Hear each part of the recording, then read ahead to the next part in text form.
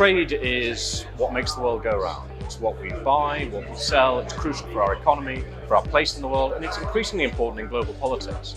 For the organizations that advocate for those who export, for those who actually drive that agenda, to have an opportunity to meet parliamentarians and to engage with policymakers is absolutely crucial. Because if businesses don't tell us what they need, politicians don't know what they need to do. There's no question that international trade is a force for good. There is a debate around globalization, and there is an increasing challenge around the reality that the world is polarized. That trade is, in some senses, not going in the future to be as free between all nations as perhaps it was in the past.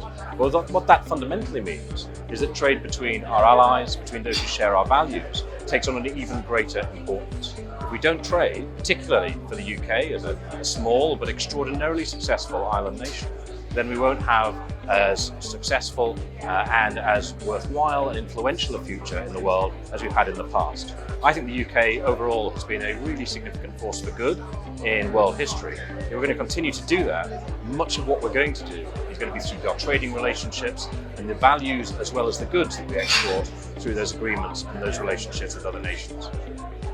It's been a challenge for generations that are, even within our own country, different regions, different towns and different cities have had disparities of wealth. We need to give every area the opportunity to be the best that it can be, to be as profitable, successful, as economically impactful as it can possibly be.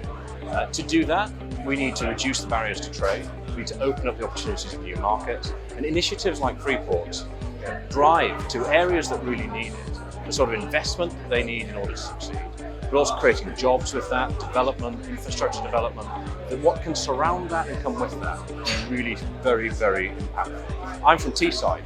Originally, I used to be an MP up in Teesside. I saw the difference that the Development Corporation made there. I see the difference now that the Freeport is making there. These sort of policies that are trade-focused and area and region-focused can help business, help the UK, and that's a very, very important thing. If you take the money and the economy out of it, this is also about the values that we hold dear. People and the countries we trade with and the values that we export to the world. If we want to continue to play a big role in the world, we're going to need to continue to be a big and successful trading nation. The world that exists today is a complex one.